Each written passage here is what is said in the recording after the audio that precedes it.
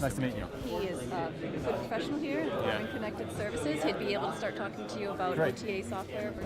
Hi everyone, it's Jonathan from Ars here at CES. Today we're visiting with Harman, checking out how they're doing over-the-air software updates for your car, which is something I think that the industry really needs. So let's say in 2020, you will not need to go to the dealer in order to update your car. This is our backend, okay? So we are selling this system to OEMs. Our solution consists of two main parts, a backend and a client. This is the client, meaning this is the head unit inside the car. So that's what runs on the infotainment screen? Yes, and this is the HMI, and that now we want to add function to that, okay? This is the goal. Here is the backend. The backend knows to do three main things. First is to see online or to analyze online the inventory inside the car. Now, the inventory includes all the parts that are not hardware, that are software, that can be maps, that can be configuration files, that can be firmware, okay? Second, it contains all the database of the car. Here we have only two cars, but imagine, Ford, GM, all the big giants. They have millions of cars, consist of many models, many trims of the models, many countries. And so all the database is here. And you can, of course, determine which model you want to update, which trim you want, which country you want to update. It's up to the OEM to decide. We are not operating this. We are. You just give them the tools to do it. Yeah. Okay. And the third one is the update campaign. Okay. The update campaign enable the OEM to set the campaign to update the cars. Okay. And it can include, as I mentioned, all the categories before, but includes also logic that I will show you in a minute. Here you can see all the software component that exist here. Okay, actually it's only one, okay? The head unit, the other is kind of, we are just wrote it here, but you can see that it's not updated. So the OEM can go here, okay?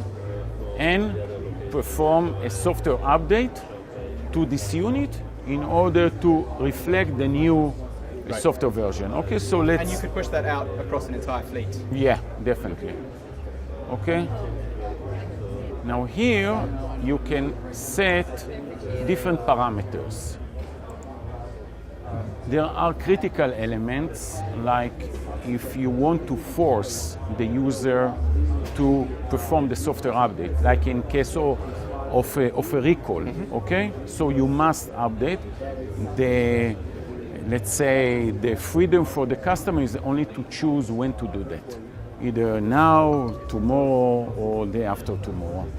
Silent is more applicable for a security patch. So you know, the owner would never even notice that. Yeah, okay. So let's do a critical.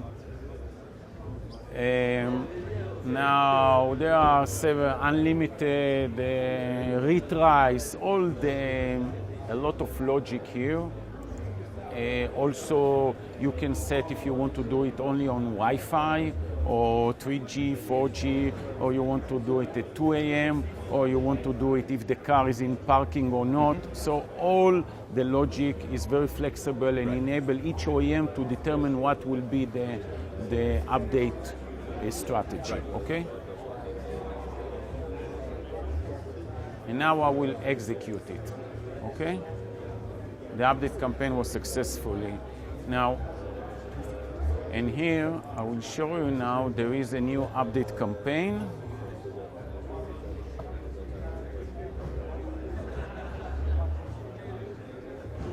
Here, this is active. It's not sent yet. Now, we provide the facilities to help the OEM to understand what is the status in each point of the campaign. How many cars was updated, how many update was failed because no reception, the driver is not there, and so on. So there are a lot of factors here. This is the automatic push, you see. Now, update is ready to install, okay? The infotainment system will reboot, okay? Now it will reboot. You see how fast it went down. So our claim to fame is the ability not to send the full image, but only a fraction, only the changes. Right. Now you can see, you have much more function. This is the old version. Here you can have a driver assistant. Okay, you have navigation, what you didn't have here. You have application. Okay, so this again enable the OEM to gap the cycles of software development. Much faster. Yes. Right. As you said, I mean, you're reaching basically into every software part of the car, right? And so there are a lot of functions in there that presumably have to be, securely protected. You don't want someone, messing up your stability control or your anti-lock braking or engine ECU. The security is not only on the perspective of software update, but should be kind of holistic approach. It should start from controlling securing the backend, and then securing the channel, and then securing the car. Right. Okay? We, as Harman, you should look here. There is a 5+1, a 5+1 security approach that is starting from the hardware to the other means, and of course, software update is very important in a sense that if you are detect or you analyze there is a software, there is a security breach, one of the ways to solve it is to have a software update.